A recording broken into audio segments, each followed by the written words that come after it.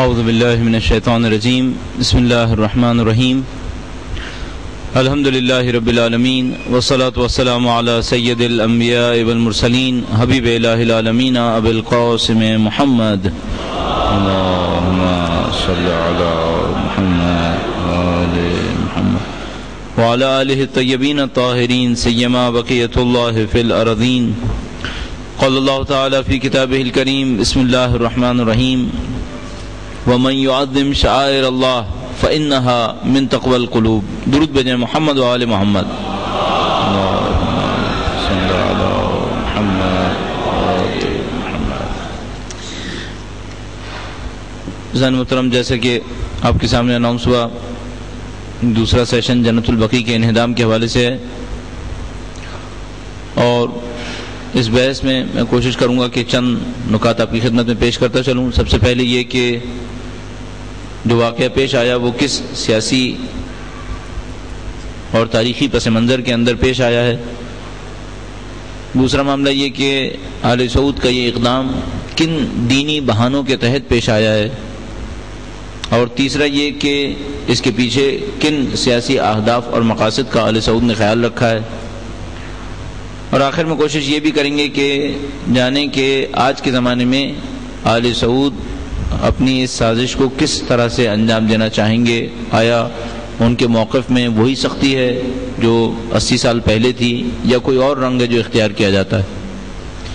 اور پھر ان تمام کے پیچھے ایک خاص کردار ہے جو ہمارے ذہن کے اندر ہے، جس کو ہم سفیانیت تعبیر کرتے ہیں. ہم اس کے بارے میں بھی چند نکات آپ کی خدمت میں عرض کرنا چاہیں گے. درود بھیجے گا محمد و آل محمد. صلی علی محمد و آل محمد. جیسے کہ ابھی برادر نے آپ کی خدمت میں بیان کیا کہ یہ واقعہ پہلی اور دوسری جنگ عظیم کے درمیان 1925 سال عیسوی یا 1924 سال عیسوی میں پیش آیا. اسلامی تاریخ ڈیفائن کرنے میں تھوڑی سی مشکل اس اعتبار سے ہے کہ ہمارے پاس جو اسلامی کیلنڈر کے سال بیان کیے گئے ہیں وہ کہیں پر 1344 ہجرہ بیان کیا گیا ہے، کہیں پر 1345 ہجرہ بیان کیا گیا ہے. اس اعتبار سے یا 1925 قرار پائے گا یا 1924 قرار پائے گا. بنیادی طور پر یہ زمانہ مسلمانوں کے اضمحلال کا زمانہ ہے. یہ زمانہ مسلمانوں کے سخت شکست کھا جانے کا زمانہ ہے. اس سے تقریباً 50 سال پہلے کا زمانہ وہ زمانہ ہے جہاں پر ہم استعماریت یا کولونیلزم کا پیریڈ تعبیر کرتے ہیں. وہ وقت کہ جب یورپی ممالک نے مسلمان ممالک کے اوپر حملہ کیا. اور اگر ہم ایک ڈیٹ طے کرنا چاہیں تو لگ بھگ 1860 کو ہم وہ وقت بیان کرتے ہیں کہ جب پورے دنیا اسلام کے اوپر استکبار کا یا براہ راست یا بالواسطہ قبضہ ہو گیا. اور وہ اس طریقے سے کہ ہم جیسے لوگ جیسے برصغیر کے اندر رہنے والے تھے 1860 میں مکمل طور پر شکست کھا گئے، اور براہ راست انگریزوں کی حکومت یہاں پر قائم ہو گئی. ایران میں اور ترکی کے اندر دونوں جگہ پر آزاد حکومت موجود تھی. ایران کے اندر قاجاری بادشاہ حکومت کر رہے تھے اور ترکی کے اندر عثمانیہ سلطنت قائم تھی، لیکن دونوں کا اقتدار اپنے کیپٹل سے زیادہ آگے نہیں بڑھ پاتا تھا. ایرانی قاجاری بادشاہ کا اقتدار زیادہ سے زیادہ تہران تک محدود تھا. شمال میں روس اور جنوب میں انگریز قابض تھے. اسی طریقے سے عثمانیہ خلافت کہنے کو تو مکمل خلافت تھی، اور اس کے اندر آج کے زمانے کے 20 کے قریب ممالک شامل تھے، لیکن اس زمانے میں خود عثمانیہ حکومت کو یورپ میں دی سک مین آف یورپ کہا جاتا تھا، کہ یورپ کا مرد بیمار جس کے اندر اپنے جسم کو سنبھالنے کی بھی طاقت نہیں تھی، وہ اپنے خطوں کے دفاع کرنے سے عاجز تھا. عثمانیہ کی شکست بہت علنی تھی، اس کا ہار جانا بہت واضح تھا. ان حالات میں جبکہ مغربی استعمار انگلستان اور فرانس کی صورت میں تمام عالم اسلام کے اوپر قابض تھا، پہلی جنگ عظیم پیش آئی. پہلی جنگ عظیم پیش آنے کے نتیجے میں جو نام نہاد عثمانی خلافت تھی وہ بھی پامال ہو گئی، تو اس کا بھی خاتمہ ہو گیا. اور جتنی بھی جگہوں پر عثمانی خلافت حکومت کر رہی تھی، جن میں حجاز کا علاقہ، آج کے تمام مشرقی وسطیٰ کو آپ تعبیر کر سکتے ہیں، اسی طریقے سے شمالی افریقہ کے بعض علاقے، ان تمام علاقوں کے اندر نیشن اسٹیٹس بنانے کی کوشش کی گئی، یعنی قومی حکومتیں بنانے کی کوشش کی گئی. ظاہر ہے سب سے اہم جگہ جہاں پر عثمانیہ کے جانے کے بعد ایک خلا ایجاد ہو گیا تھا وہ خود حجاز کا علاقہ تھا۔ 1918 میں عثمانیہ کا خاتمہ اعلان کر دیا گیا، انگریزوں نے اعلان کر دیا کہ ہم نے عثمانیہ حکومت کو ختم کر دیا۔ اس کے بعد یہ تمام ممالک جہاں پر عثمانی خلافت قائم تھی، ان تمام کے لیے کوئی حل تجویز کیا جانا تھا، اور ان تمام علاقوں میں جیسے کہ میں نے عرض کیا سب سے اہم علاقہ حجاز کا علاقہ تھا، یعنی وہ علاقہ جس کو آج ہم سعودی عرب تعبیر کرتے ہیں۔ اس علاقے میں انگریزوں نے دو گروہوں کے ساتھ مل کر عثمانیہ سلطنت کے گورنر کو شکست دی تھی۔ اس عثمانیہ سلطنت کا کیپٹل ترکی کے اندر ہوتا تھا۔ اس علاقے کے اوپر جس کو ہم عربستان کہتے ہیں یا حجاز کہتے ہیں، اس علاقے کے اوپر عثمانیہ سلطنت کا ایک گورنر حکومت کرتا تھا۔ اس گورنر کا تعلق اس زمانے میں آل رشید خاندان سے تھا۔ جب انگریزوں نے عثمانیہ حکومت کو شکست دی تو انہوں نے آل رشید کا مقابلہ کیا۔ آل رشید کا مقابلہ کرنے کے لیے انگریزوں نے خود براہ راست میدان میں آنے سے گریز کیا۔ وہ جانتے تھے کہ اگر وہ خود براہ راست میدان کے اندر کودیں گے تو یہ مسلمانوں کے جذبات کے بھڑکنے کا سبب بن جائے گا، تو انہوں نے دو مسلمان قبیلوں کو استعمال کیا آل رشید اور عثمانیہ کو شکست دینے کے لیے۔ وہ جو دو مسلمان قبیلے تھے ان میں سے ایک آل سعود تھا اور دوسرا شریف حسین کا خاندان۔ آل سعود تقریباً جیسے کہ ابھی بیان ہوا تقریباً 250 سال سے اس علاقے کی حاکمیت کے لیے کوششیں کر رہے ہیں، یعنی تقریباً 1780 کے قریب سے ان کی کوششوں کا آغاز ہوا ہے۔ ہمارے برادر نے بہت مختصراً آل سعود کی کوششوں کا تذکرہ کیا اور انہوں نے بتایا کہ 1790 کے قریب انہوں نے مکہ کے اوپر ایک دفعہ قبضہ کیا تھا، مدینے کے اوپر قبضہ کیا تھا، طائف کے اوپر بھی قبضہ کیا تھا۔ اسی زمانے میں انہوں نے عراق، نجف اور کربلا کے اوپر بھی حملہ کیا تھا۔ اسی 1790 کے زمانے میں انہوں نے نجف اور کربلا کے اوپر بھی حملہ کیا تھا، اور کربلا کے حملے میں کم از کم 15,000 افراد شہید کر دیے تھے۔ لگ بھگ 5 سے 15,000 افراد کی مختلف فیگرز نجف کے حملے میں شہید ہونے کی ہمارے پاس خبر ہے۔ بے تحاشا نوادرات وہاں سے چوری کر لیے تھے، بے تحاشا وہاں سے جو مقبرے کی تزئینات میں چیزیں استعمال ہوئی تھیں وہ انہوں نے چوری کی تھی۔ کافی عرصے تک کربلا کے اوپر قابض رہے تھے، جو وہاں سے گزرتا تھا اس کو شہید کر دیا کرتے تھے۔ لیکن یہ سلسلہ زیادہ عرصہ چل نہیں سکا۔ عثمانی خلیفہ کو جب یہ پتہ چلا 1790 میں کہ انہوں نے قبضہ کر لیا ہے، اس طرح کی کارروائی انجام کی ہے، اس نے ایک فوج بھیجی اور اس فوج نے آل سعود کا خاتمہ کر دیا تھا۔ آل سعود ظاہری طور پر ختم ہو گئے لیکن در حقیقت باقی رہے، ان کی نسل باقی رہی، یہاں تک کہ تقریباً 1880 میں یعنی لگ بھگ 100 سال کے بعد دوبارہ واپس آئے۔ اس دفعہ جو واپس آئے، اس دفعہ انگریزوں نے آل سعود کا ساتھ دیا۔ میں نے عرض کیا عثمانیہ سلطنت کا مقابلہ کرنے کے لیے ایک طرف سے وہ آل سعود کا ساتھ دے رہے تھے، دوسری طرف سے شریف حسین کا ساتھ دے رہے تھے۔ شریف حسین کا خاندان خود مکے کے رہنے والوں میں سے تھا، اس خاطر شریف حسین کا ساتھ دینا انگریزوں کے لیے لاجیکل بھی تھا کہ وہ اس کا ساتھ دیں اور اس کی مدد سے مکے کے گورنر کو شکست دے دیں۔ انگریزوں نے بہرحال دونوں کو آگے بڑھایا، دونوں کو ایک ایک جاسوس دے دیا۔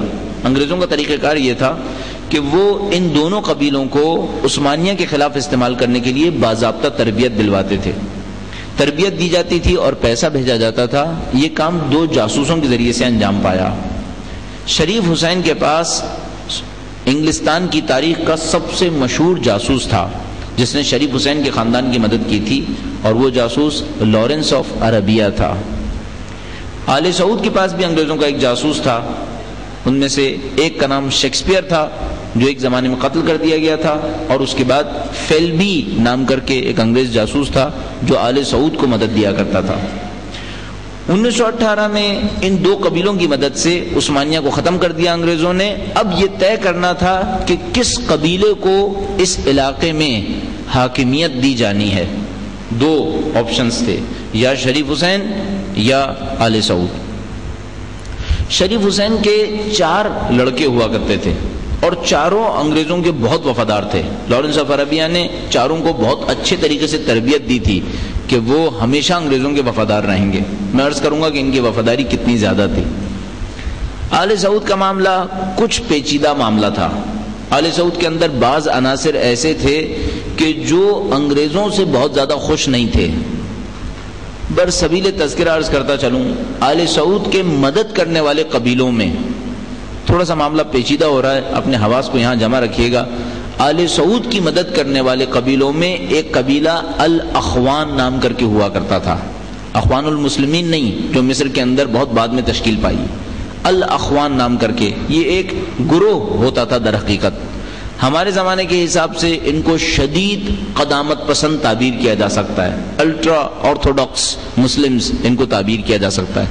یہ لوگ انتہائی شدید قدامت پسند تھے. یہ لوگ ریڈیو، ٹیلی فون، حتیٰ گاڑیوں تک کے مخالف تھے. یہ لوگ یہ سمجھتے تھے کہ ہمیں سلفی دور کی طرف جانا چاہیے، جتنا زیادہ پرانے دور میں جائیں گے اتنا ہمارے لیے بہتر ہوگا.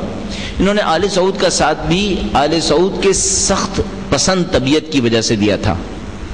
اور بھی تفصیلات بہت زیادہ ہیں. آل سعود کا تعلق نجد سے ہے، یہی جو مکہ کا علاقہ ہے. مکے کے علاقے کے لوگ طبیعتاً سخت مذہب کے شمار کیے جاتے ہیں کہ ان کی طبیعت میں بہت سختی ہوتی ہے. آل سعود ہمیشہ سے سخت طبیعت کے مشہور تھے.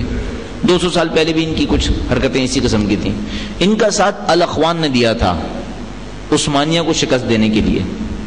لیکن الاخوان کے ساتھ ایک مشکل تھی، وہ یہ کہ الاخوان انگریزوں کے ساتھ کو بہت زیادہ پسند نہیں کرتے تھے.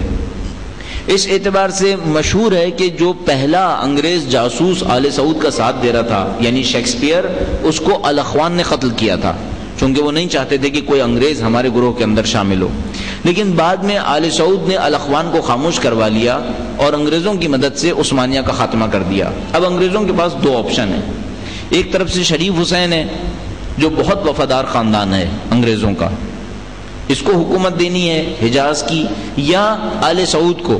آل سعود کے ساتھ ایک مشکل ہے، وہ یہ ہے کہ آل سعود کے ساتھ الاخوان گروپ ہے کہ جو ریڈیکل ہے اور انگریزوں کو خطرہ ہے کہ یہ کبھی ہمارے مقابلے میں کھڑے ہوں گے. شریف حسین کے ساتھ ایک اور پلس پوائنٹ بھی ہے، وہ یہ کہ شریف حسین کے پاس انگریزوں کا سب سے زیادہ قابل قدر جاسوس تھا، یعنی لارنس آف عربیہ. دو پلس پوائنٹ ہونے کے باوجود شریف حسین کو حجاز کی حکومت نہیں دی گئی اور اس کے بجائے آل سعود کو حجاز کا حکمران بنا دیا گیا. اس کے دو اسباب تھے.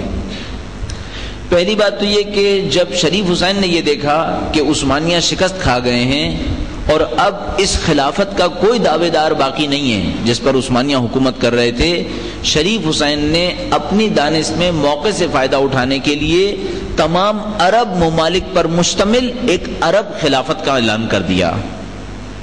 یہ خلافت بنیادی طور پر ترک، عرب، کرد اور تمام مسلمانوں کے اوپر شامل تھی سوائے ایران کے. شریف حسین نے ترکیوں کو اسپیئر کیا. اس نے کہا مجھے ترکوں سے کوئی کام نہیں ہے، مجھے کردیوں سے کوئی کام نہیں ہے.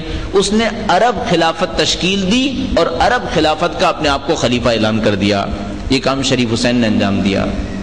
انگریزوں نے جیسے ہی دیکھا کہ شریف حسین نے اپنی منمانی کرتے ہوئے ایک خلافت کا اعلان کیا، یہاں سے انگریز شریف حسین سے بگڑنا شروع ہو گئے. اور اس کی وجہ بہت واضح تھی. انگریزوں نے 100 سال محنت کر کے مسلمانوں کی خلافت اس لیے ختم کی تھی کہ ان کو 50 ٹکڑوں میں تقسیم کریں. وہ ہرگز نہیں چاہتے تھے کہ کم از کم عربوں کے نام پر ہی کوئی ان کو جمع کرنے کی کوشش کرے. تو وہ شریف حسین کے مخالف ہو گئے، ایک وجہ. دوسری وجہ یہ تھی کہ شریف حسین کے پاس وہ مذہب نہیں تھا جو آل سعود کے پاس تھا. آل سعود کے پاس جو ایکسٹرا آرڈنری بینیفٹ تھا انگریزوں کے لیے، وہ یہ کہ آل سعود ایک ایسی فقہ اور ایسی فکر لے کر چل رہے تھے جس کے ذریعے سے مسلمانوں کو تقسیم کرنا بہت آسان تھا. جیسے انگریزوں نے دیکھا کہ شریف حسین نے اپنی عرب خلافت کا اعلان کیا ہے، انہوں نے لارنس آف عربیہ کی تمام تر یاد دہانیوں کو فراموش کر دیا، نظر انداز کر دیا. لارنس آف عربیہ بہت پریشان ہوا کہ میرا پلا ہوا آدمی اس طرح سے میرے خلاف کام کر گیا. اس نے انگریزوں کو یقین دلایا کہ میں شریف حسین کو قائل کر لوں گا کہ وہ خلافت کا خاتمہ کرے اور شریف حسین کو اس موقع پر معاف کر دیا جائے. انگریزوں نے شریف حسین کی اس حرکت کو معاف نہیں کیا. شریف حسین کو خلافت سے ہٹا کر اس کو قبرص تبعید کر دیا گیا، سائپرس بھیج دیا گیا اور شریف حسین پر حجاز میں داخلے کی پابندی لگا دی گئی. اب شریف حسین کا معاملہ گویا ختم ہو گیا. لیکن شریف حسین کے 4 لڑکے تھے. جو انگریزوں کے اتنے وفادار تھے کہ لارنس آف عربیہ نے جب ان سے پوچھا کہ تم اپنے باپ کا ساتھ دو گے یا ہمارا ساتھ دو گے، تو انہوں نے کہا کہ ہمارے باپ کو جلا وطن کر دو، اب بھی ہم تمہارا ہی ساتھ دیں گے۔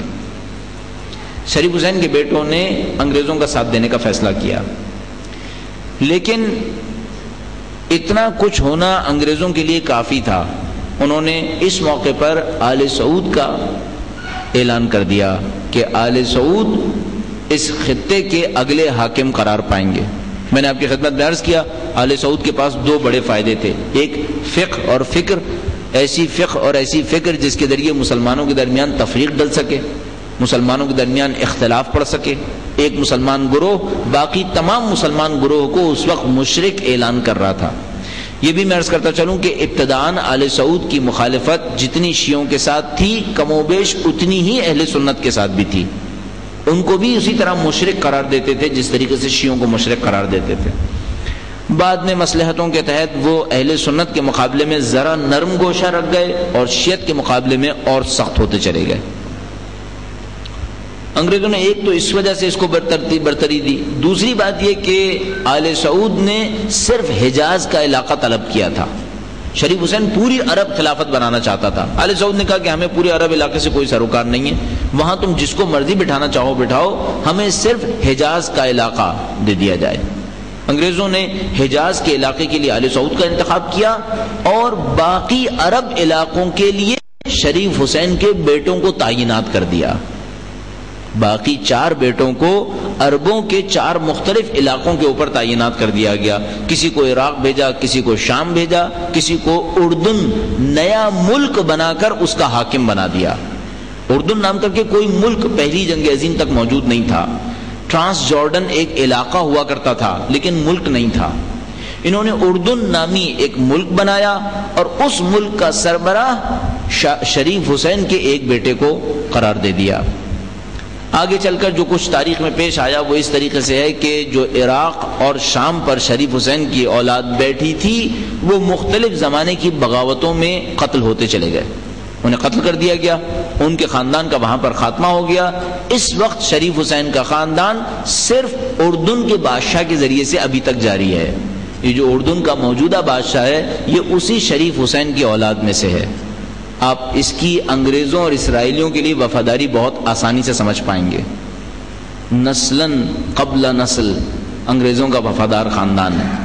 اب کیسا ہوگا اب آپ سمجھ سکتے ہیں۔ گویا شریف حسین کا معاملہ ختم ہو گیا، اب رہ گئے آل سعود۔ آل سعود حجاز کے اوپر قابض ہو گئے۔ جیسے ہی آل سعود حجاز پر قابض ہوئے انہوں نے حجاز کا تاریخی نام جو نبی اکرم اور حضرت ابراہیم کے زمانے سے چلا آ رہا تھا حجاز، اس کو تبدیل کر کے اپنے خاندان کے نام پر سعودیہ عربیہ رکھ دیا۔ اس علاقے کا پورا نام قرار پایا المملکۃ العربیۃ السعودیہ۔ اگر آپ اس جملے کے اوپر غور فرمائیں، اس میں المملکہ یعنی حکومت، العربیہ قوم پرستی، عربیت یعنی عرب قوم پرستی کا اظہار ہوا۔ دوسرا السعودیہ، سعودیہ کیا ہے؟ سعودیہ آل سعود سے منسوب ہے، یعنی ایک خاندان۔ جو خادم حرمین شریفین اپنے آپ کو کہہ رہا ہے اس سے کم از کم اتنا پوچھا جا سکتا ہے کہ اس ملک کے نام میں اسلام کیوں نہیں آ رہا؟ اگر اس ملک کے نام میں عربیت نیشنلزم اور سعودیت قبیلہ پرستی آ سکتی ہے تو اس کے اندر اسلام کا نام کیوں نہیں آ سکتا؟ بہرحال المملکۃ العربیۃ السعودیہ اس ملک کا نام قرار پایا، آل سعود کی حکومت قائم ہو گئی۔ اب جو آل سعود کی حکومت قائم ہوئی پورے دنیا کے مسلمانوں میں ایک تہلکہ مچ گیا۔ اس کی وجہ یہ ہے کہ پوری دنیا کے مسلمان اسکالرز آل سعود کو اچھی طرح پہچانتے تھے، وہ جانتے تھے کہ ان کے آنے کے نتیجے میں اگلا قدم کیا ہوگا۔ حتیٰ بر صغیر کے اندر مسلمان اسکالرز میں من جملہ جو مولانا محمد علی جوہر اور شوکت علی، ان کے ذریعے سے ایک تحریک چلی جس کے اندر اس بات کو اٹھایا جانے لگا کہ روضات کا تحفظ اب کس صورت میں انجام پائے گا، کیونکہ یہ بات بہت مشہور تھی کہ آل سعود روضات کے انتہائی مخالف ہیں۔ تاریخ میں یہ بات کئی دفعہ ظاہر ہو چکی تھی۔ 150 سال پہلے، اس وقت سے تقریباً 150 سال پہلے کربلا اور نجف پہ حملہ کر چکے تھے، سب بہت اچھی طرح سے جانتے تھے۔ لیکن میں نے عرض کیا کہ وہ زمانہ اسلام کی سخت ترین مشکل وقت کا زمانہ تھا، جب کوئی مسلمان حکومت باقی نہیں تھی، آزاد طاقتور مسلمان حکومت، مسلمان انگریزوں کے چنگل میں پھنسے ہوئے تھے، ان میں سے کسی میں بھی طاقت نہیں تھی کہ وہ آل سعود کے ان اقدامات کا مقابلہ کر سکے۔ انگریزوں نے آل سعود کو آزاد چھوڑ دیا، اور ظاہر ہے کہ وہ چاہتے بھی یہی تھے جو آل سعود انجام دینا چاہتے تھے۔ کیا فائدہ تھا آل سعود کو آزاد چھوڑ دینے میں؟ میں نے آپ کی خدمت میں عرض کیا، سب سے بڑا فائدہ یہ تھا کہ پوری دنیا کے مسلمانوں کو مشرک قرار دے رہے تھے، پوری دنیا کے مسلمانوں کے اوپر پابندیاں لگانا چاہتے تھے، پوری دنیا کے مسلمانوں کے مقابلے میں ان مقدس مقامات کو اپنے چنگل میں محفوظ کرنا چاہتے تھے، اور یہ انگریزوں کے لیے بہت خوشایند بات تھی۔ آل سعود نے جب حجاز پر قبضہ کیا تو ان کی پہلی نظر اس بات پر تھی کہ ہم کسی طریقے سے روضات کو منہدم کرنا شروع کریں، اور نگاہ انتخاب ان روضات میں جو جا کر پڑی وہ خاندان اہل بیت اطہار علیہ السلام کے مقبرے تھے۔ کیوں ایسا انجام پایا؟ متعدد وجوہات تھیں جن کی طرف میں اشارہ کروں گا، اور اس میں جو سب سے اہم بات ہمیں سمجھ میں آتی ہے وہ ایک خاص بغض تھا جو آل سعود کے دل میں شیعت کے لیے موجود تھا۔ اگر کوئی آل سعود کی کتابوں کو سرسری نظر سے بھی دیکھے، ابن تیمیہ کی التوحید کو دیکھ لیجئے، بعد میں آنے والے علماء کی کتابوں کو دیکھیے، آج کے سعودی علماء سے ملنے کی کوشش کیجئے، تو چند منٹ کی گفتگو میں شیعت اور اہل بیت کے خلاف بغض ان کے دماغ میں جو موجود ہے وہ نظر آنا شروع ہو جائے گا۔ ایک خاص طریقے سے قائل تھے۔ اچھا، یہ ایک تاریخی معاملہ بھی تھا، وہ یہ کہ ابن تیمیہ حنبلی فرقے کے ماننے والے تھے، اور امام حنبل بہت کم قرب اظہار کرتے تھے خاندان اہل بیت کے لیے دوسرے ائمہ فقہ کے مقابلے میں۔ ایک تاریخی پس منظر بھی تھا، اور دوسرا میں نے عرض کیا انگریزوں کی مصلحت بھی اسی میں تھی کہ یہ اس قسم کے سخت دل رہیں اور اہل بیت کے خلاف کوششوں کو انجام دیں۔ یہ وہ تاریخی اور سیاسی پس منظر تھا جس کے اندر آل سعود حاکم بنے اور انہوں نے جنت البقیع کے مقبروں کے خلاف کارروائی انجام دی۔ اب اس کے لیے طریقہ کار کیا اختیار کیا گیا اس کی تفصیل بھی آپ کی خدمت میں عرض کروں گا۔ درود بھیجے گا محمد و آل محمد۔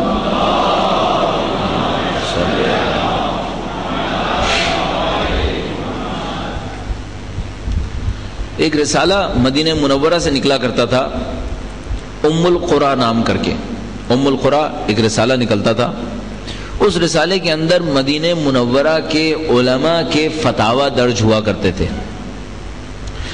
اس طرح سے پیش آیا کہ 1343 ہجرا، اب میں نے عرض کیا تاریخ میں اختلاف ہے، بعض نے 45 کہا ہے، بعض نے 44 کہا ہے، بعض نے حتیٰ 43 کہا ہے۔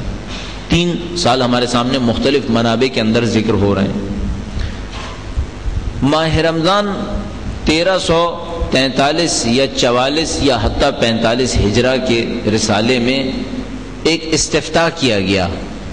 حاکم نے، مدینے کے گورنر نے ایک فتویٰ طلب کیا، سلیمان نام کر کے گورنر تھا، اس نے فتویٰ طلب کیا مدینے کے علماء سے، اور اس فتوے کے اندر یہ لکھا کہ قبور پر عمارت کی تعمیر یقیناً حرام ہے، اس کی روشنی میں جنت البقیع کی قبور پر جو عمارتیں تعمیر ہیں ان کا حکم کیا ہے؟ یعنی یہ سوال پوچھنے کا انداز واضح طور پر علماء کو یہ بتا رہا تھا کہ ان کو کیا جواب دینا ہے، اس میں کوئی شبہ نہیں تھا۔ پہلا جملہ یہ کہہ رہا تھا کہ قبور پر عمارتوں کی تعمیر جو حرام ہے اور منہدم کیا جانا واجب ہے، اس کی روشنی میں جنت البقیع پر موجود قبور کی تعمیر کے بارے میں علماء کا فتویٰ کیا ہے؟ مدینہ منورہ کے بعض علماء نے مزاحمت دکھائی، انہوں نے فتویٰ جاری کرنے میں تردد کیا، تعامل کیا، حکومت کی طرف سے دباؤ بڑھا اور فتوے کا جواب پیش کر دیا گیا۔ فتوے کا جواب یہ دیا گیا کہ یہ وقف شدہ املاک میں تصرف کے برابر ہے، اس سے مسلمانوں کو دوسری قبریں تعمیر کرنے میں اذیت اور مشکلات کا سامنا کرنا پڑتا ہے، اور یہ سنت رسول کے خلاف ہے، چونکہ رسول اللہ نے حضرت علی کو حکم دیا تھا ایک روایت درج کی کہ حضرت علی کو حکم دیا تھا کہ اے علی جب بھی کوئی قبر دیکھو، عربی میں لفظ آیا سویتہ، سویتہ، اس کا ترجمہ یوں لیا گیا کہ اسے منہدم کر دو. کہا کہ ان شواہد کی روشنی میں ان قبور کی تعمیر اور ان قبور کا باقی رہنا جائز نہیں ہے، اس کا منہدم کیا جانا واجب ہے. ماہ رمضان 1343 یا 44 ہجرہ میں یہ فتویٰ جاری کر دیا گیا اور ام القرا رسالے کے اندر چھپ گیا، یہاں تک کہ شوال 8 تاریخ کو جنت البقیع کی قبور کو مختلف طریقے استعمال کرتے ہوئے منہدم کر دیا گیا. یہ وہ بہانہ تھا جس کو استعمال کیا گیا. اب یہاں پر بہت ساری تفصیلات ہیں. وہ یہ کہ جس روایت کو استعمال کیا گیا، آیا وہ روایت اس موضوع پر دلیل بنتی ہے؟ وقف کے اندر تصرف کا جو بہانہ پیش کیا گیا، آیا وقف کے اندر تصرف کی دلیل ان کو منہدم کرنے کے لیے کافی بنے گی؟ اب تک کے مسلمانوں کی سیرت کا کیا جواب دیا جائے گا؟ اب تک کے مسلمانوں کی سیرت کو کس طریقے سے حل کیا جائے گا؟ آل سعود نے ان تمام مباحث میں پڑھنے کی کوئی کوشش نہیں کی. حقیقت یہ ہے کہ فتویٰ طلب کرنا جملے سے بتا رہا تھا کہ صرف ایک بہانہ حاصل کرنے کے لیے تھا. اگر فتووں کے ہی آل سعود منتظر ہوتے تو 150 سال پہلے، اس وقت سے 150 سال پہلے کربلا پر حملہ کرنے سے پہلے بھی کوئی فتویٰ لیتے، نجف پر حملہ کرنے سے پہلے بھی کوئی فتویٰ لیتے، اس سے پہلے مسلمانوں کو مشرک کہنے کے لیے کوئی فتویٰ طلب کرتے. اس موقع پر انہوں نے اپنی منمانی سے سارے کاموں کو انجام دیا اور ان کی تمام تر دلیلیں صرف ابن تیمیہ کے افکار سے حاصل ہو رہی تھیں. لہذا میں بہت زیادہ اس بحث میں نہیں پڑھوں گا کہ اس روایت کا مطلب کیا ہے. روایت میں امیر المومنین کی جو بیان ہوئی ہے سند کے اعتبار سے ضعف ہے. 3 افراد وہاں پر ایسے ذکر ہو رہے ہیں جن کو خود اہل سنت کے علماء نے انتہائی ضعیف راوی تعبیر کیا ہے. ان 3 میں سے 2 کے بارے میں اکثر علماء سنت نے لکھا ہے کہ یہ روایت گڑھا کرتے تھے. لہذا میں عرض کر رہا ہوں سند کے اعتبار سے ضعیف روایت. اور جو ترجمہ کیا گیا وہ یہ تھا، عربی میں لکھا ہوا ہے سویتہ. سویتہ کا مطلب عربی میں ہوتا ہے مساوی کر دینا. یعنی اگر یہ ٹیبل میز کے اوپر کوئی چیز ایسی پڑی ہو جس میں یہاں ابھار زیادہ ہو وہاں ابھار کم ہو، اور ہم کہیں سوی ھذا، اس کو سوی کر دو، مساوی کر دو، تو اس کا مطلب یہ ہوگا اس کی سطح کو ہموار کر دو. عربی میں سویتہ یعنی میں نے سطح کو ہموار کر دیا استعمال ہوتا ہے.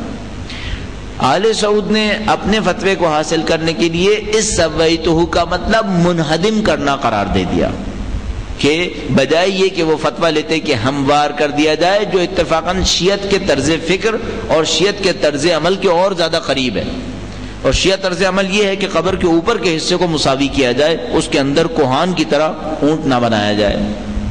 یہ وہ روایت تھی کہ جو نبی اکرم کی طرف سے امیر المومنین کو بیان ہوئی، لیکن اس کا ترجمہ یوں کیا گیا کہ اس کا مطلب یہ ہے کہ قبر کو زمین سے برابر کر کے قبر کو منہدم کر دیا جائے.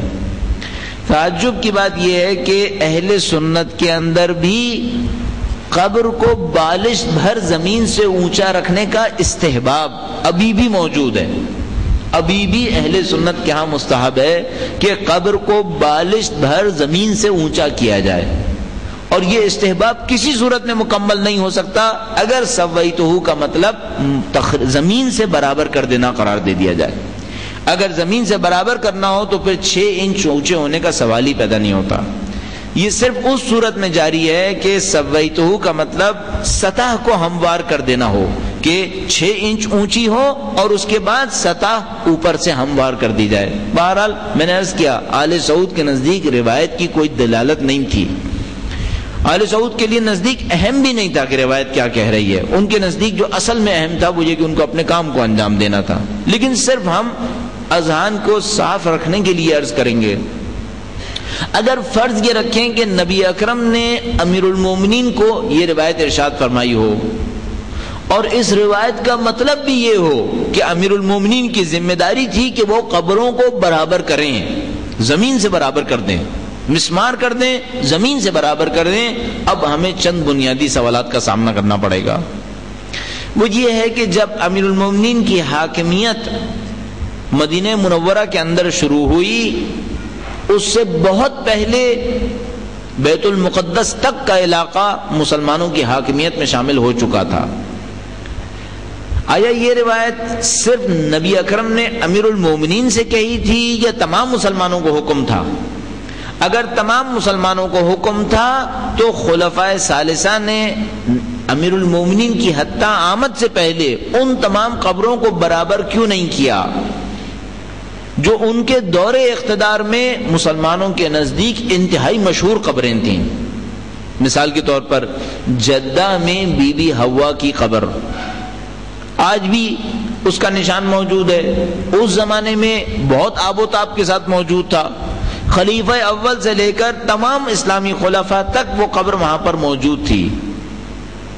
اگر مطلب یہ ہوتا اور واقعاً ایسی کوئی روایت ہوتی تو خلفاء کو اور بالاخص اگر یہ حکم صرف امیر المومنین کے لیے تھا تو امیر المومنین کو اپنی خلافت کے پہلے دن جدہ کے حکمران کو حکم بھیجنا چاہیے تھا کہ وہ بی بی حوا کی قبر کو پامال کر دے. ظاہر ہے کہ ایسا کام انجام نہیں پایا. خلیفہ ثانی جب بیت المقدس تشریف لے گئے تو وہاں پر ابراہیم خلیل اللہ کی قبر موجود تھی، انبیاء کرام کی قبور موجود تھیں. کیوں خلیفہ دوم نے ان قبور کو مسمار نہیں کیا؟ کیوں وہ تمام قبریں باقی رہیں؟ حتیٰ امیر المومنین کی حاکمیت میں وہ تمام چیزیں موجود تھیں اپنی جگہ کے اوپر. اور اگر اس بات کو اور آگے بڑھائیے تو یہ تمام قبریں 1400 سال تک موجود رہیں، یہاں تک کہ آل سعود کا دور شروع ہو گیا. اور آل سعود اتنی مدت کے بعد پہلے حکمران آئے جنہوں نے اس روایت کا مطلب منہدم کرنا لیا اور اس کے بعد قبروں کو منہدم کرنا شروع کر دیا. دسیوں دلائل دیے جا سکتے ہیں، لیکن میں نے عرض کیا آل سعود کے نزدیک دلائل کا معاملہ نہیں تھا. آل سعود کے نزدیک اصلی معاملہ دو صورتوں میں ظاہر ہو رہا تھا جن کو ہمیں اچھی طرح سمجھنا ہوگا. درود بھیجیں محمد و آل محمد. محمد آل محمد. ہم نے اپنے عنوان میں ایک جملہ استعمال کیا، ایک لفظ استعمال کیا ہے سفیانیت. یہ لفظ بظاہر ایک سادہ سا لفظ ہے. اس کو آپ تاریخ کے دو سفیان سے منسوب کر سکتے ہیں. ایک سفیان ابو سفیان، ابتدائی اسلام میں آنے والا ابو سفیان، خاندان بنی امیہ کے بڑے سربراہوں میں سے ایک، جس نے جنگ بدر میں ابو جہل اور ابو لہب کے مارے جانے کے بعد نبی اکرم کے خلاف ہونے والی تمام سازشوں کے اندر شرکت کی ہے، جو فتح مکہ کے موقع پر اپنی جان بچانے کی خاطر اسلام کے حلقے میں داخل ہو گیا اور اس کے بعد اپنے بغض کا اظہار اس وقت کرتا ہے جب حضرت عثمان خلیفہ بنتے ہیں. حضرت حمزہ کی قبر پر جا کر لات مارتا ہے اور کہتا ہے حمزہ اٹھ کر دیکھو آج ہم قابض ہو گئے، جس کو بچانے کی تم نے کوشش کی تھی اب وہ ہمارے ہاتھ میں ہے. ایک یہ ابو سفیان ہے، اور ایک وہ سفیان ہے کہ جو آنے والے امام کے زمانے میں ان کے مقابلے میں ظاہر ہوگا. کبھی کبھی میں یہ سوچتا ہوں کہ کیا یہ دو نام صرف شباہت کی بنیاد پر ایک جیسے ہیں؟ اتفاقاً ایسا ہے کہ خاندان اہل بیت نے آخری آنے والے بڑے دشمن کا نام سفیانی بتایا ہے. آیا اتفاقاً ایسا ہے یا کہ نہیں؟ اس سفیانی میں جو آئے گا اور اس ابو سفیان میں جو جا چکا ہے کوئی واقعی شباہت موجود ہے، کوئی واقعی مماثلت موجود ہے. اگر آپ اس بات کو قبول کر لیں کہ آنے والے سفیانی میں اور پیچھے ابو سفیان کے اندر کوئی واقعی مماثلت ہے تو پھر میرا ایک اور سوال ہے، وہ یہ کہ کیا سفیانیت 1400 سال پہلے ظاہر ہو کر مٹ گئی اور پھر ظہور پر ظاہر ہوگی دوبارہ، یا سفیانیت ایک مسلسل تسلسل کے ساتھ جاری رہنے والی فکر کا نام ہے؟ اگر اس مسئلے کو حل کرنا چاہیں تو پھر ایک اور سوال کرتے ہیں، ابو سفیان کو فکر دینے والا در حقیقت کون تھا؟ یعنی ایک دفعہ ہم یہ سوچتے ہیں کہ دنیا کے جتنے ظالم و جابر ہیں ان کو پیچھے سے کوئی فکر نہیں دیتا، یہ خود ہیں جو ایسے ہیں. ایک دفعہ ہم کہتے ہیں یہ خود تو ہیں ہی ایسے، لیکن ان کے پیچھے ایک اور وسواس خناس ہے جو ان کو یہ فکریں دیتا رہتا ہے۔ کم از کم اسلامی اصولوں کے تحت یہ ظالم و جابر خود تو برے ہیں، لیکن شیطان ہے جو ان کو فکریں دیتا ہے۔ ہماری روایتیں کہتی ہیں کہ جب عرب جمع ہوئے شب ہجرت نبی اکرم کو شہید کرنے کے لیے، تو ان کو سمجھ میں نہیں آیا کہ بنی ہاشم کے غیظ و غضب کا مقابلہ کیسے کریں گے، تو شیطان ایک بوڑھے کی صورت میں ظاہر ہوا اور اس نے ان کو مشورہ دیا کہ سب مل کر شمشیر لگاؤ تاکہ بنی ہاشم کسی ایک قبیلے سے بدلہ نہ دے سکیں۔ اس کا مطلب یہ ہے کہ شیطان نہ صرف وسواس خناس ہے، چھپ چھپ کر حملے کرتا ہے، فکریں دیتا ہے، ضرورت پڑے تو خود میدان کے اندر آ کر فکر دینا شروع کر دیتا ہے۔ اب میں آپ سے ایک سوال کرنا چاہوں گا، تاریخ اسلام کا سب سے بڑا دشمن ابو سفیان، اس کو شیطان کوئی فکر نہیں دیتا ہوگا؟ اگر شیطان تھا جو ابو سفیان کو فکر دیتا ہوگا، تو کیا ابو سفیان کے مرنے سے لے کر ظہور ہونے تک یہ شیطان خاموش رہے گا، کسی ابو سفیان کو اور نہیں پکڑے گا فکر دینے کے لیے؟ یہاں پر میرا ذہن کہتا ہے سفیانیت ایک مسلسل فکر کا نام ہے، اور ہمیں سفیانیت کو پہچاننا پڑے گا، اس کے چند اصولوں کو ہمیں سمجھنا پڑے گا۔ درود بھیجے گا محمد و آل محمد، صلی اللہ محمد و آل محمد۔ سفیانیت ہم کسے تعبیر کریں گے؟ سفیانیت اسلام کی وہ تصویر ہے جس میں اسلام کا دشمن کافر بن کر اسلام کو شکست نہیں دے پاتا، تو مسلمان بن کر اسلام کو کھوکھلا کرنے کی کوشش کرتا ہے۔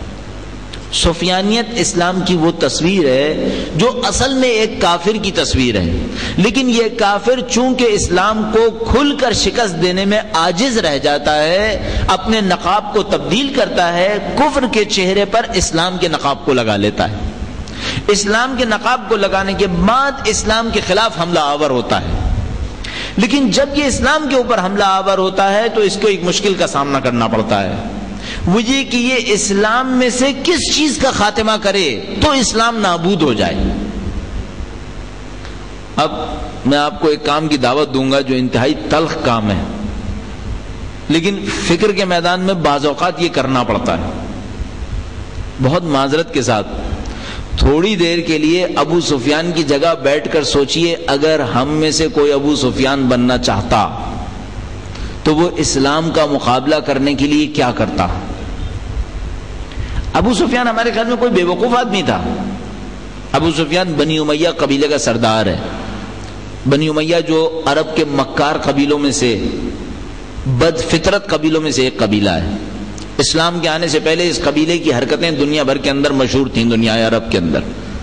اس کے اوپر بہت تعریف و تمجید کے اوپر بہت کچھ لکھا جا چکا ہے۔ ایک بہت خوبصورت چھوٹی سی کتاب ہے، کبھی آپ کو بنی امیہ کے کارناموں کو پڑھنا ہو تو اس کو دیکھیے گا، شجرۃ ملعونہ، شجرہ ملعونہ، چھوٹی سی کتاب ہے، اچھی کتاب ہے، اس کو کبھی موقع ملے تو ضرور پڑھیے۔ دیکھیے اب بنی امیہ تھا کیا؟ ابو سفیان ایک چالاک آدمی ہے، شاطر آدمی ہے، مکار آدمی ہے۔ اس نے جنگ بدر سے لے کر فتح مکہ تک چند سال مسلمانوں کے خلاف خوب اچھی طرح سازشیں کی ہیں۔ یہ اسلام کو بہت نزدیک سے دیکھنے والے لوگوں میں سے ہے۔ اس نے اسلام کو خوب اچھی طریقے سے پہچانا ہوا ہے۔ یہ جانتا ہے کہ پہلے تو میں کھل کر اسلام کا مقابلہ کروں، اگر نہ کر سکوں اب اسلام میں سے کیا نکالوں تو اسلام ڈھیر ہو جائے گا۔ میں سمجھتا ہوں کہ اس کے سامنے چند آپشنز تھے۔ ابو سفیان کی ذات یہ ذات ہے کہ اسلام نابود ہونا ہے، اس کی ذات کے اندر دشمنی بیٹھی ہوئی ہے۔ اس کا کام ہے اسلام کو نابود کرے، جاہلیت کو احیا کر دے۔ یقین فرمائیے ابو سفیان صرف شراب کا رسیا نہیں ہے کہ شراب کو حلال کروا دے، جو ہم سمجھتے ہیں کہ یزید صرف شراب کو حلال کرنا چاہتا تھا، یا وہ جوا حلال کرنا چاہتا تھا، یا نعوذ باللہ زنا پر اس کی طرف جا رہا تھا۔ نہیں، یہ تمام جرم اس کے چھوٹے جرم ہیں۔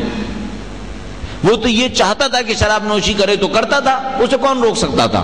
اس کی اولاد نے کیے تو کسی نے روک لیا کیا؟ اس نے تمام قسم کے جرائم کیے۔ یہ جرائم چھوٹے تھے ان کے لیے، ان کا اصلی ہدف تھا اسلام نابود ہو جائے، جاہلیت واپس آئے۔ یہ ہے سفیانیت۔ ابو سفیان دیکھتا ہے کہ میں لڑ کر اسلام کو شکست نہیں دے سکا. شب فتح مکہ مسلمانوں کے لشکر کو دیکھتا ہے, ڈر جاتا ہے, کہتا ہے اس لشکر کو ہم نہیں ہرا سکتے. واپس آتا ہے اپنے دوستوں سے کہتا ہے اسلام کے سامنے ڈھیر ہو جاؤ, اس وقت ہم اس کو شکست نہیں دے سکتے, اگر مقابلہ کریں گے تو ہم سب مارے جائیں گے. سب کے سب اگلے دن اسلام قبول کر لیتے ہیں. اب اس کے سامنے اسلام کو شکست دینے کے لیے چند چیزوں میں سے ایک چیز نکالنی پڑے گی. مثلا وہ اسلام کو شکست دینا چاہے تو اللہ کے تصور کو اسلام میں سے نکال دے. یہ کام اس کے بس کا نہیں ہے. خدا کے بغیر اسلام نہیں چل سکتا, کوئی قبول نہیں کرے گا. اگر اسلام کو نکالنا چاہتا ہے کسی طریقے سے نبی کو نکال دے. یقین فرمائیے ابو سفیان کا دل کہتا ہے کاش یہ ہو سکتا ہوتا کہ میں اسلام چھوڑ دیتا, نبی کو اندر سے نکال دیتا. پوری بنی امیہ کہتی ہے کاش یہ ہو جاتا. طاقت دکھاتے تھے. اگر آپ کے ذہن میں ہو, ایک موقع پر معاویہ کا جملہ مشہور ہے کہ اس کا ایک ہم نشین, اس کا ایک ساتھ بیٹھنے والا اپنے بیٹے کے پاس آتا ہے. بیٹا دیکھتا ہے کہ باپ بڑا افسردہ ہے. باپ سے پوچھتا ہے کہ کیا ہوا؟ کہنے لگا آج تو معاویہ نے حد کر دی. کہا پھر بھی کیا ہوا؟ کہنے لگا یہ ہمیشہ الٹی سیدھی باتیں کرتا تھا, میں سوچتا تھا کہ ایسے ہی کہتا ہے, لیکن آج اس نے حد کر دی. کہا کیا کہا؟ کہا اذان کی آواز آئی اور جب مؤذن نے کہا اشہد ان محمد رسول اللہ, تو کہنے لگا کہ میرا دل چاہتا ہے اسلام کو نکال دوں یہاں سے. یہ ہے ابو سفیان کی اولاد, یہ ہے ابو سفیانیت.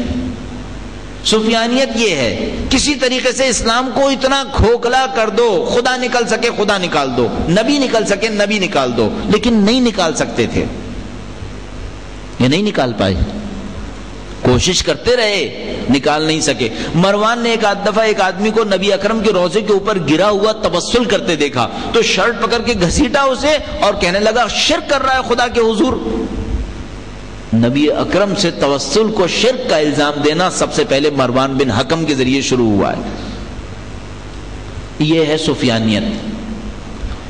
یہ چاہتے ہیں نبی کی ذات کو نکالیں, لیکن مشکل یہ ہے کہ نبی کی ذات نکل نہیں پا رہی. اتنا آگے بڑھتے ہیں کہ کربلا کا واقعہ ایجاد کر دیتے.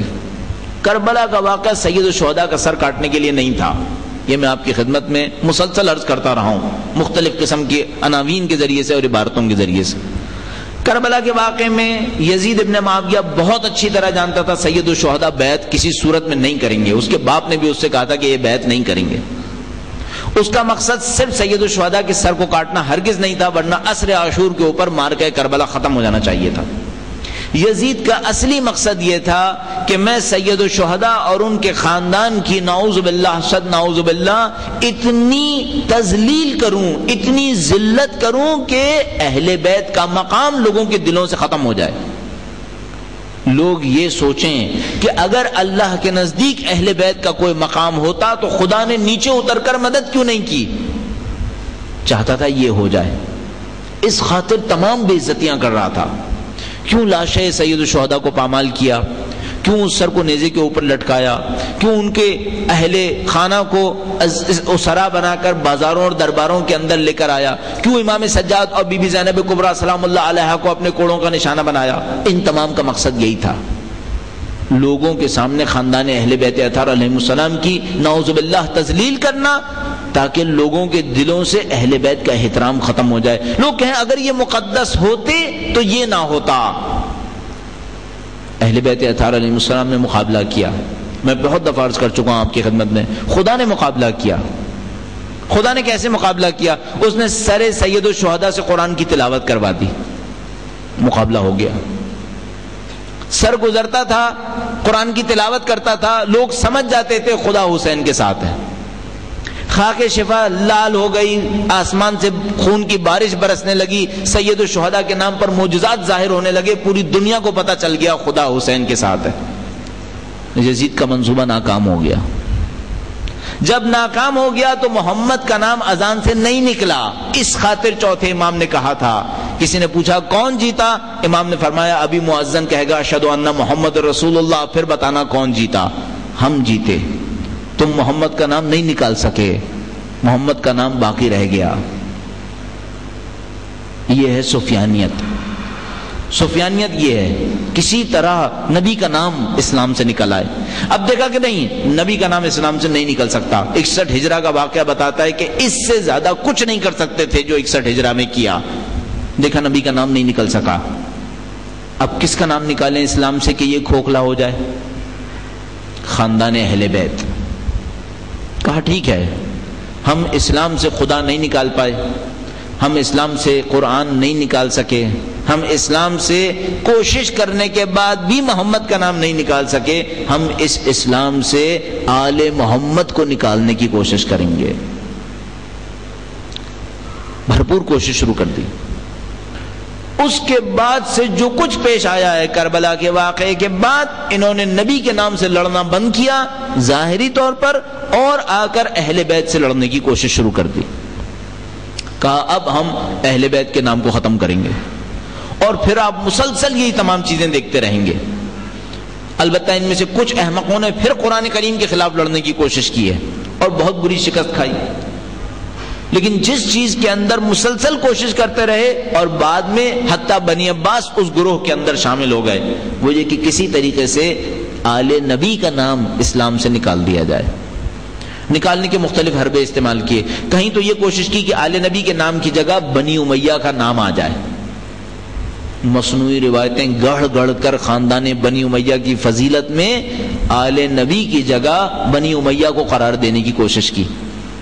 کیا کیا روایتیں گڑھ دی معاویہ کی فضیلت میں, جن کو پڑھ کر انسان ہنسنے کے سوا اور تعصب کے سوا اور اپنے غم کے سوا کچھ نہیں کر سکتا. ہنستا اس بات پر ہے کہ کس مکار کے لیے کیا فضیلت گڑھ رہے ہیں. کون سا اتنا احمق ہوگا جس کو پتا ہوگا کہ یہ فضیلت اس کے تن پر کبھی بھی نہیں سچ سکتی ہے, لیکن فضیلتیں گڑھنے کی کوشش کی. اس کے بعد بنی عباس آئے. بنی عباس نے قبور کو منہدم کرنے کا سلسلہ شروع کیا. آپ کے ذہن میں ہے قبریں منہدم کرنا کس نے شروع کیا ہے؟ اہل سعود پہلے نہیں ہیں, یہ سفیانیت کا نیا چہرہ ہے. سفیانیت ایک تاریخی تسلسل کا نام ہے. سفیانیت وہ اسلام ہے جو ہمیشہ اہل بیت کو منہا کرنے کی کوشش کرے گا. وہ ظاہری اسلام ہے جس میں نفس پرستی کے سوا کچھ نہیں ہے, اور بھرپور مقابلہ کرے گا خاندان اہل بیت اطہار علیہ السلام کا, چونکہ وہ جانتا ہے جب تک جس اسلام کے اندر خاندان اہل بیت کا نام رہے گا وہاں تقویٰ ہوگا, پرہیزگاری ہونی چاہیے, اور جہاں ان کا نام ختم ہوا وہاں سے نفس پرستی شروع ہوگی. بنی عباس نے بھی یہی کام کرنے کی کوشش کی. انہوں نے قبور کو منہدم کرنے کا سلسلہ شروع کیا. قبر سید الشہداء کے اوپر کبھی پانی بہانا شروع کیا, کبھی کھیت چلانا شروع کیے, کبھی زائرین کو لے جانے سے روکنا. ان تمام کوششوں میں ناکام ہو گئے. تاریخ تو چلتی رہتی ہے, چہرے بدلتے رہتے ہیں. میں نے عرض کیا اس کو میں کہتا ہوں سفیانیت. یہ سفیانیت باقی رہی. ہمارے دور میں آل سعود سفیانیت کے علمبردار بن کر ظاہر ہوئے. یہ سفیانیت ہے جس میں کسی طریقے سے اہل بیت اطہار علیہ السلام کو اسلام میں سے ختم کر دیا جائے, اور اس کی کوشش ہمارے سامنے ظاہر ہوئی جنت البقیع کے اندر, کہ جب یہ قابض ہوئے ایسے اسلام کے مالک کہ جس کے اندر اہل بیت کا نام نہ ہو, ایسے اسلام کے مالک جو خشک کھوکھلا اسلام ہو, مقدسہ پن دکھائے لیکن خدا سے قرب کا کوئی اثر اس کے اندر ظاہر نہ ہو سکے. اس اسلام کو لے کر آئے. انگریز ان سے بہت خوش تھے. کیوں خوش تھے میں نے آپ کی خدمت میں عرض کیا. انگریز بہت اچھی طرح جانتے تھے کہ اہل بیت اطہار علیہ السلام کے ماننے والوں کی فکر کس حد تک کفر کے مخالفت میں جائے گی. آپ نے کبھی غور کیا کہ کیوں انگریزوں نے 1880 کے قریب نجف اشرف کے اوپر حملہ کیا؟ کیوں انگریزوں نے کوشش کی کہ علماء عراق کا محاصرہ کریں؟ کیوں ہمیشہ کوشش کرتے تھے کہ ان کا رابطہ دوسری جگہوں سے نہ بن پائے؟ ہمیشہ جانتے تھے کہ اگر مرجعیت اور علماء کی فکر لوگوں کے اندر قائم رہی, اس کی طاقت اتنی ہے کہ کسی بھی بادشاہ کو ہٹا سکتی ہے. آیت اللہ شیرازی کا فتویٰ, مختلف علماء کے اعمال, ان کے باتوں کا اثر و رسوخ ہمیشہ انگریزوں کو بتاتا تھا کہ ان کے اندر اثر و رسوخ ہے. ہمیشہ سے کوشش کرتے تھے اس کو توڑ دیں. سعودیہ، آل سعود ان کے لیے بہت اچھا حربہ تھے کہ اگر آل سعود آتے فکر اہل بیت کا مقابلہ ہوتا. فکر اہل بیت کے مقابلے کے نتیجے میں وہ مرکزیت جو شیعت کے اندر حاصل تھی، پھر اس مرکزیت کا کوئی نام بھی باقی نہیں رہتا. آل سعود کو پلس پوائنٹ بہت مل گئے. ان کے پاس مکہ اور مدینہ تھا. جو بھی حج کرنے آتا تھا وہ ان کی فکر کو سنے بغیر رہ ہی نہیں سکتا تھا. جاتا کہاں؟ جانا تو اس نے خانہ کعبہ ہی میں تھا، جانا تو مدینہ منورہ میں تھا، اور وہاں پر ان کے مفتی موجود تھے، مولوی موجود تھے اس کو سنانے کے لیے.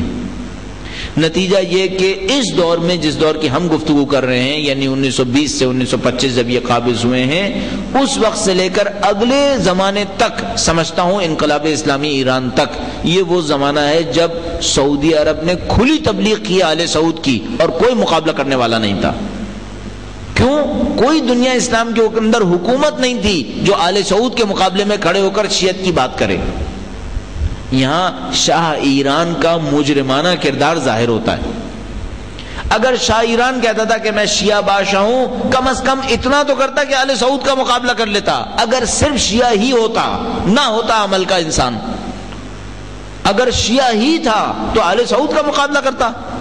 کیوں اس نے آل سعود کو موقع دیا کہ پورے دنیا اسلام کے اندر، حتیٰ امریکہ اور یورپ کے اندر آل سعود پھیلتے چلے گئے. اور اس کے بعد جب انقلاب اسلامی ایران آیا تو ہم دیکھتے ہیں پورے عالم اسلام کے اوپر سعودی عرب کی چھاپ لگی ہوئی تھی. اب اندازہ لگائیے کتنے مدرسے کھلے. یورپ اور امریکہ کے اندر سادہ ترین کام یہ تھا، جہاں کہیں دیکھتے تھے مسجد بن رہی ہے وہاں آل سعود کے نمائندے پہنچتے تھے، اس میں معلوم کیا جاتا تھا اس کی تعمیر کے لیے کتنا پیسہ درکار ہے. بتایا جاتا تھا مثلا فرض فرمائیے $100 ملین چاہیے، کہتے تھے ہم 200 ملین دیں گے، اب یہ مسجد ہماری ہوگی، مفتی ہمارا آئے گا، معاملہ ختم ہو گیا. یورپ اور امریکہ کے رہنے والے مسلمانوں کو کہاں پتا کہ یہ سعودی ہے، اور اس کے بعد سعودی مفتی اگر یہاں پر آ کے بیٹھے گا تو آگے کیا ہونا ہے. نتیجہ یہ ہوا کہ واشنگٹن کی جامع مسجد میں امام آسی چبوترے پہ بیٹھ کر نماز پڑھایا کرتے تھے، اور اندر سعودی عرب کا مفتی جمعے کی نماز پڑھایا کرتا تھا. اور میرے خیال میں آج تک یہ صورتحال ایسے ہی باقی ہے. یہ پوری دنیا عرب کے، دنیا اسلام کے اندر ہوا. جو ہمارے ساتھ ہوا وہ تو میں کئی دفعہ آپ کی خدمت میں عرض کر چکا ہوں. 1920 تک فکر اہل بیت اطہار علیہ السلام مجالس اور عزاداری کی صورت میں پورے پاکستان کے اندر نافذ تھی. انگریزوں کے لکھے ہوئے ورقے ہمارے پاس موجود ہیں، رپورٹس ہمارے پاس موجود ہیں. اس دور سے لے کر انقلاب اسلامی آنے تک یوں لگا جیسے آل سعود کو کھلی چھوٹ مل گئی، جتنا اپنی وہابیت پھیلانی ہے پھیلاتے چلے جائیں. نتیجہ یہ ہوا کہ اب ہم مجبور ہیں کہ اپنی عزاداری کے لیے متعدد جگہوں پر لڑیں تاکہ دوبارہ جلوس نکالنے کے قابل بنیں. من جملہ بلوچستان، جس کا میں مسلسل آپ کی خدمت میں تذکرہ کرتا ہوں. 1920 تک پورے بلوچستان کے اندر عزاداری تھی. اب دوبارہ بلوچستان کے کچھ شہروں کے اندر دوبارہ جلوس نکلنا شروع ہو گئے. 50 سال کا، یہ 60 سال کا وقفہ کیوں پڑا ہمارے اندر؟ اور یہ وجہ یہی تھی کہ آل سعود نے اس کھلے میدان سے فائدہ اٹھایا، ان کے مقابلے میں کوئی بولنے والا نہیں تھا. بس انگریزوں کو بہت بڑا فائدہ ایک آل سعود سے یہ ملا. دوسرا بہت بڑا فائدہ یہ ملا کہ انہوں نے اسلام کے تمام تاریخی شواہد کو مسمار کر دیا. اب اس بات کی اہمیت کو ذرا سمجھنے کی کوشش کیجیے. حضرت عیسیٰ کے بارے میں آج کل ایک عجیب مشکل پیش آ رہی ہے. اگر آپ نے غور فرمایا ہو، اور یقیناً آپ دیکھ ہی رہے ہیں، ڈاونچی کوڈ، ناول، پھر فلم، پھر مختلف قسم کی ڈاکومنٹریز، کیا ثابت کرنے کی کوشش کی جا رہی ہے؟ یہ بار بار یہ پوچھا جا رہا ہے کہ کوئی مسیح نام کر کے شخصیت آئی بھی تھی یا نہیں آئی تھی. کہیں پر یہ سوال کیا جا رہا ہے عیسیٰ نام کر کے، مسیح نام کر کے کوئی شخصیت آئی یا نہیں آئی، اور کہیں پر یہ کہا جا رہا ہے کہ تین آئے تھے. اس کا انتخاب کیوں کر لیا؟ مختلف طریقوں سے، مختلف بہانوں سے حضرت عیسیٰ کے خلاف محاذ شروع کر دیا. اور مشکل کیا ہے ہمارے سامنے؟ مشکل ہمارے سامنے یہ ہے کہ حضرت عیسیٰ کی شخصیت کے جسمانی ثبوت مٹ چکے ہیں، فزیکل پروفز باقی نہیں ہیں. نتیجہ یہ کہ ہم اس مصیبت کے اندر کھڑے ہیں، اور اس وقت حملات پہ حملات حضرت عیسیٰ کی شخصیت کے خلاف انجام پا رہے ہیں خود عیسائیت کی طرف سے. انہوں نے دیکھا مسلمانوں کے پاس جو سب سے بڑی برتری ہے تمام دوسرے ادیان کے مقابلے میں، یہودیت کے مقابلے میں، عیسائیت کے مقابلے میں، حتیٰ بدھ مت اور ہندو مذہب کے مقابلے میں، وہ یہ کہ اسلام کی ایک ایک چیز ڈاکومنٹڈ ہے. اسلام کی ایک ایک چیز کا ثبوت موجود تھا. تصور فرمائیے مدینہ منورہ میں جن گلیوں میں نبی اکرم چلا کرتے تھے، 80 سال پہلے تک وہ گلیاں بھی اسی طرح باقی تھیں. 80 سال تو میں پھر آپ کی خدمت میں زیادہ کہہ رہا ہوں, ابھی 30 سال پہلے تک بھی باقی تھیں. وہ گھر جس کے اندر نبی اکرم رہے تھے مسجد مدینہ منورہ کے اندر, وہ جس میں ان کے اہل خاندان رہے تھے, وہ تمام کے تمام گھر ایز اٹ از 1300 سال سے باقی تھے وہاں پر. مکہ مکرمہ کے اندر تمام کی تمام چیزیں باقی تھیں. یہ سب چیزیں کس نے مسمار کی ہیں؟ سب کا سب آل سعود نے. آپ سمجھ رہے ہیں کیا ہوا ہمارے ساتھ؟ ابھی اس وقت جب 2003 میں امریکہ نے عراق کے اوپر حملہ کیا تو عراق کے میوزیم سے لوگ چیزیں چوری کر کے لے گئے. پوری دنیا چلا اٹھی کہ یہ ثقافتی چوری کیوں کروائی امریکہ نے. کیا کوئی آل سعود سے نہیں پوچھے کہ تم نے ثقافتی بربادی کیوں کروائی اسلام کے ساتھ؟ چند آرٹیفیکٹس, چند نوادرات اگر میوزیم سے چوری ہو گئے تو پوری دنیا چیخنے لگی. کیا مسلمانوں کا حق نہیں آل سعود کے گریبان کو پکڑ کے کہیں کہ تم نے اسلام کے ان عظیم الشان نشانیوں کو کیوں مسمار کیا؟ آج ہمارے پاس کیا رہ گیا پھر؟ اور جان بوجھ کر اس کام کو انجام دیتے رہے. دسوں طریقہ کار سوچے جا سکتے تھے. پوری دنیا کے اندر اگر حضرت عیسیٰ کی کوئی مختصر سی دور کی بھی نشانی باقی ہے تو لوگوں نے بچا کے رکھنے کی کوشش کی ہے, جو نہیں مل رہا تھا انہیں. اور میں تعجب کرتا ہوں کہ وہ زیارتگاہ حضرت بل جس میں نبی اکرم کا ایک بال ہے اسے بچانے کی کوشش کر رہے ہیں, اور نبی اکرم جس گھر میں رہے, جن گلیوں میں چلے, جن جگہوں پر جاتے تھے, ان تمام کو مسمار کر رہے ہیں. یہ کون سی عقل مندی کی بات ہے؟ یہ آل سعود ہے. میں سمجھتا ہوں آل سعود نے جو سب سے بڑی خدمت کفر کی ہے وہ اسلام کی نشانیوں کو پامال کرنا ہے. تمام نشانیوں کو پامال کر دیا انہوں نے.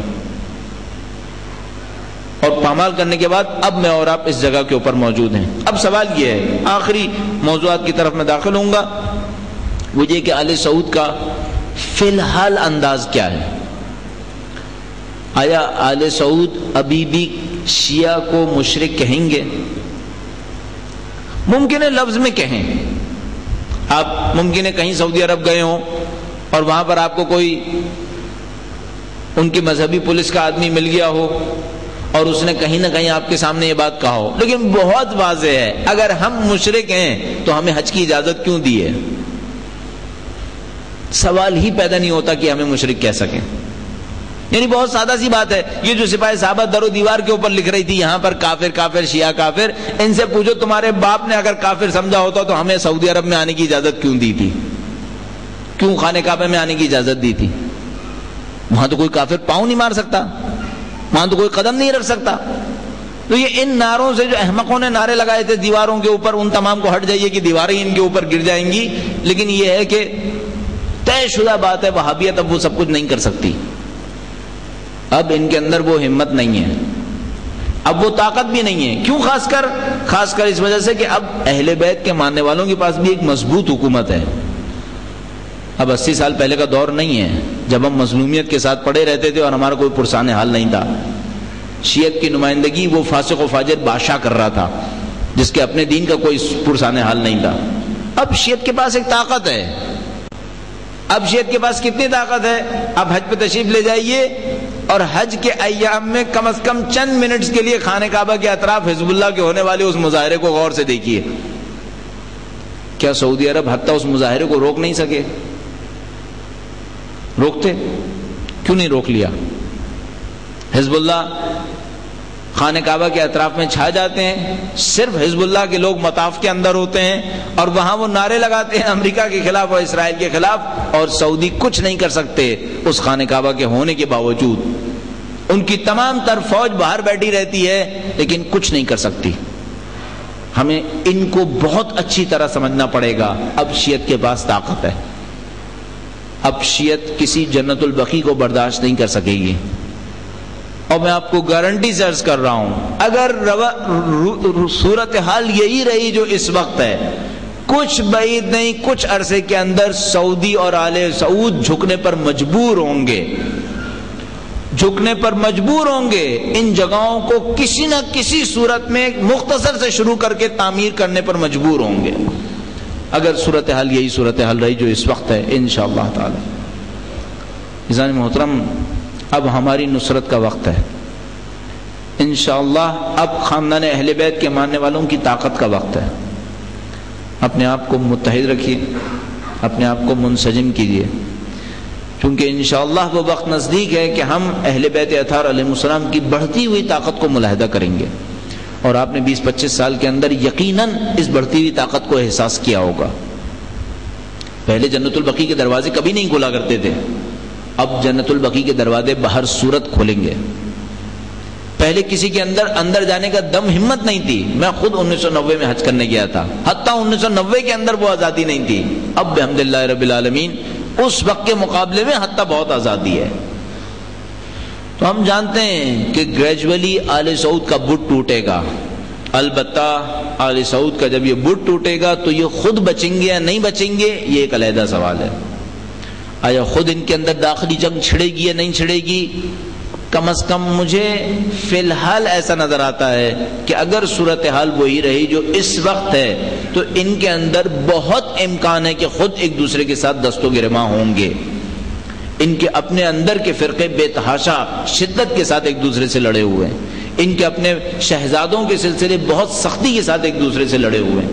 تو میرا اپنا یہ خیال ہے کہ یہ اب اہل بیت اطہار علیہ السلام کے ماننے والوں کی طاقت کا مقابلہ نہیں کر سکتے.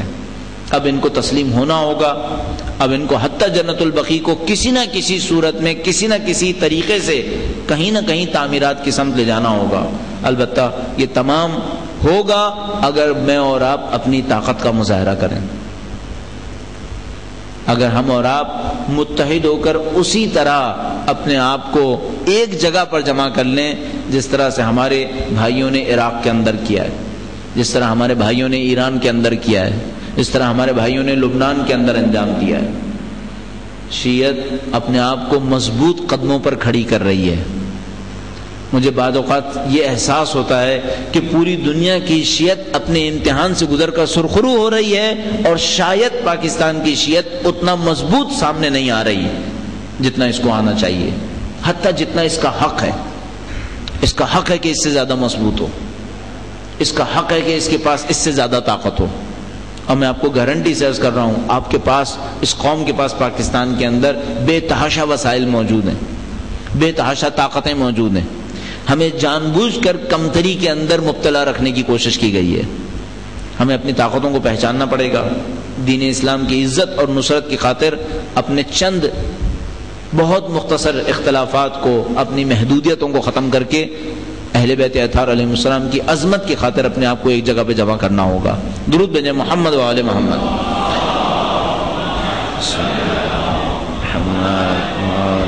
محمد. آخری جملات میں آپ کی خدمت میں عرض کرتا چلوں کہ سفیانیت ختم نہیں ہوگی. آل سعود دب جائے گی، آل سعود باقی رہنے والی چیز نہیں ہے، لیکن سفیانیت باقی رہے گی. یہ سفیانیت اپنے چہروں کو بدلتی رہے گی. یہ آل سعود بھی 300 سال پہلے نہیں تھے، اب انہوں نے دور ادا کیا ہے. یہ چلے جائیں گے، سفیانیت کہیں اور ظاہر ہو جائے گی. اور اگر ہماری روایات کی طرف جائیں تو روایات کہتی ہیں کہ سفیانیت شام سے ظاہر ہوگی. نہیں معلوم اس سفیانیت کا رنگ کیا ہوگا، نہیں معلوم اس سفیان کے لشکر میں جانے والے لوگ کون سے لوگ ہوں گے. لیکن اتنا طے شدہ ہے کہ آگے آنے والا سفیان اپنے کردار میں پچھلے گزرنے والے ابو سفیان سے کم نہیں ہوگا. اسی طرح اہل بیت سے لڑے گا جس طرح سے ابو سفیان خاندان اہل بیت سے اور اس کی اولاد خاندان اہل بیت سے لڑتی رہی ہے. پروردگار ہمیں اس موقع پر اپنے امام کی نصرت کی توفیق عنایت فرمائے. اس سفیانیت کے مقابلے میں آل محمد کے پرچم کو عزت، فتح و نصرت نصیب فرمائے. ہمیں اپنے امام کی فکر کو، خاندان اہل بیت کی فکر کو دنیا کے کونے کونے تک پہنچانے کی توفیق عنایت فرمائے. پروردگار سے دعا کرتے ہیں، پاک پروردگار دشمنان اسلام، دشمنان اہل بیت اور قرآن اگر قابل اصلاح نہیں ہو تو نیست و نابود فرما. اے پاک پروردگار پرچم کفر امریکہ اور اسرائیل کی صورت میں ظاہر ہوا ہے، اس کفر کے لشکر کو نیست و نابود فرما. اے پاک پروردگار لشکر اسلام ایران، عراق اور لبنان کے مومنین کی صورت میں کفر کے خلاف محاذ آرائی کر رہا ہے، پاک پروردگار کو فتح و کامرانی نصیب فرما. اے پاک پروردگار تجھے واسطہ محمد و آل محمد کا ہمیں اور ہمارے مرحومین کو اور تمام چاہنے والوں کو اہل بیت کے ہمراہ محشور فرما. اے پاک پروردگار اس کٹھن وقت میں ہمیں اپنی ذمہ داریوں کو سمجھنے اور ادا کرنے کی توفیق عنایت فرما۔ اے پاک پروردگار اس دنیاوی زندگی کا خاتمہ اہل بیت کی راہ میں شہادت قرار فرما۔ اے پاک پروردگار تجھے واسطہ محمد و آل محمد کا سید و سردار مولا اور آقا امام آخر الزماں کے ظہور میں تعجیل فرما۔ ہمیں ہماری اولادوں کو نسلاً بعد نسل قیامت تک ان کے بہترین آبان و انصار میں قرار فرما۔ ربنا تقبل منا انک انت السمیع العلیم برحمتک یا ارحم الراحمین۔